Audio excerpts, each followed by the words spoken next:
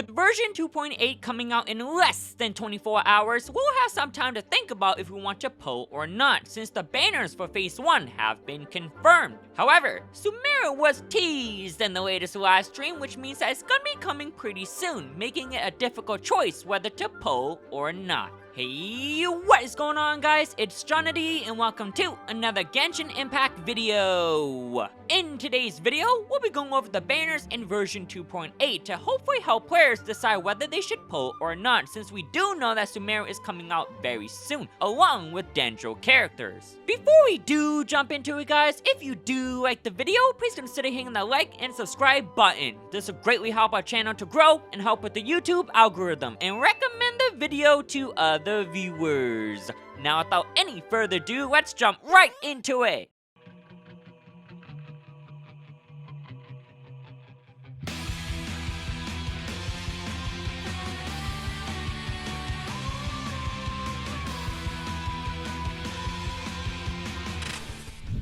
First, let's talk about the character banners and then move on to the weapon banner. Kazuha and Kui will both be getting a rerun for Phase 1, and as usual, the 4 stars on both banners will be the same. Therefore, the only real difference between both banners will be the 5 stars being featured.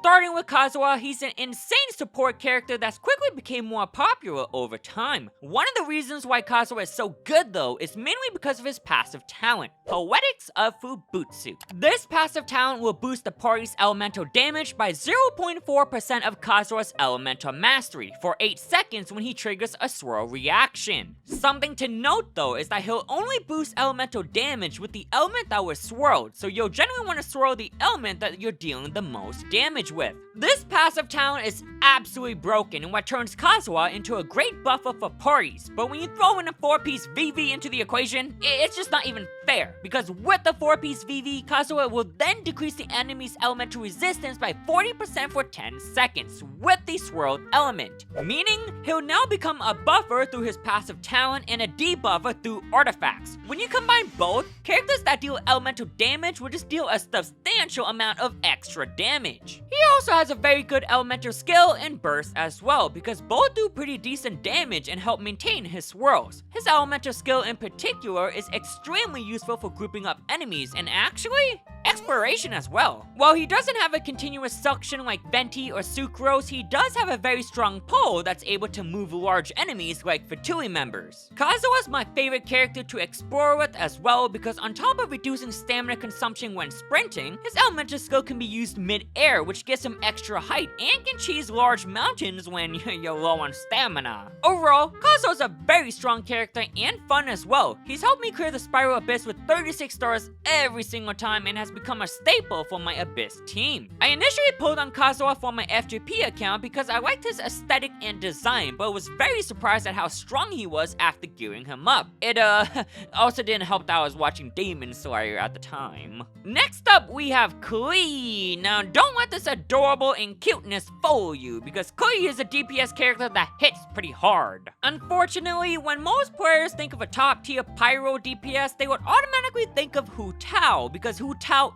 is one of the best DPS characters in the game, if not the best. However, I don't think this should discredit Kui or even other pyro characters like Diluc, because once upon a time, they were considered the best DPS characters as well. Since Kui is a catalyst user, her auto attacks are infused with pyro and what enables her to consistently deal damage. Being pyro, she has access to strong elemental reactions like melt and vaporize, and why characters like Yelan and Sing Cho are very good at setting her up to deal tons of damage. Funny thing is, you can actually pair her up with Kazuha as well, since Kui's damage is all pyro, or in other words, elemental damage. As an added bonus, Kui does have some party support with a passive talent, Sparkling Burst, which helps the party gain 2 elemental energy whenever Kui crits with her charge attack. She also has a very good debuff as well, but unfortunately, it is locked behind constellations, which is something I don't think many players will chase for. Personally, I don't have Kui, but whenever I get a chance to play her in test runs or events that let us use character trials, I always have a fun time. She might take take some time getting used to as a Catalyst user, but she does have an interesting playstyle, and to master her, it will take some time because Klee is one of those characters you have to practice anti-canceling with if you want to maximize on her damage. Now, if you are looking for a top tier DPS, then there are better options, but just keep in mind that with the current state of the game, any team can clear content with the right gear and setup. Overall, a super cute character, and despite not being on the tippity top of the ladder in terms of DPS, still a very strong character, and I'm sure many players love our little Klee. 5-stars aren't the only thing that makes up a banner though. Next up, let's quickly take a look at the 4-stars. The 4-stars on this banner are pretty interesting to me. Unless you're pulling for a particular 5-star or trying to get Hazel like myself, I think this might be a skip. Now, that isn't to say that Ningguang and Thoma are bad characters. Ningguang is a strong 4-star DPS, and Thoma is a pretty decent pyro applier and shielder as well, but the synergy between the 4-stars just isn't there, and the value you get the banner isn't as high as the previous banners we've seen. For example, on Kazuha's initial banner, you have Bennett, Razor, and Rosaria. This is an insane banner, one with high value and synergy.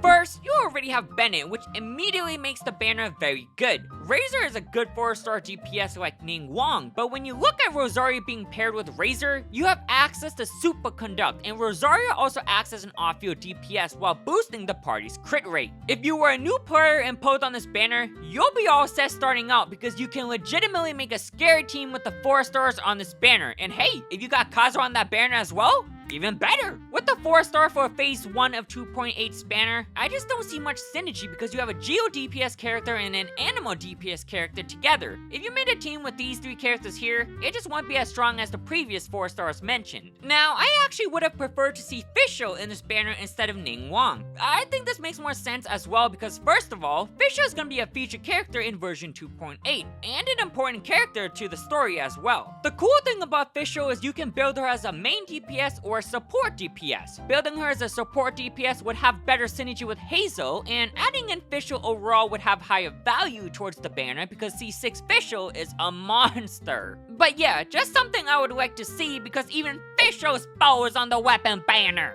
Now, despite the 4-stars not being as good as previous banners we've seen, I will say that Kazuha is a beast, and Klee is still very much viable as well. So if they are your favorites, then by all means, please pull for your favorites. Favorites over meta. And hey, if these are 4-stars you're trying to build up with constellations, then even better. This advice is made for players who are starting out or might want to know if the banners will be worth investing in, because again, Sumeru is coming out soon and that could change the metagame. Now finally, onto the weapon banner. The featured 5-star weapons for this banner are Freedom Sworn and Lost Prayer. When pulling on the weapon banner, an important tip I have is to always look at both 5-star weapons, because in an unfortunate event that RNG is cruel, which it will be most of the time, you might end up getting at least one copy of the other 5-star. Freedom Sworn is a very good support weapon, especially on Kazuha. Despite being an incredible weapon though, if you are on a budget, then I would pass because Kazuha does have access to the Iron Sting. While it's not the most attractive weapon, it is a very good weapon nonetheless that synergizes with Kazuha. It's also very easily accessible since it's craftable, so players can get their hands on a good weapon for Kazuha without having to spend Primo Gems. Lastly, for Lost Prayers.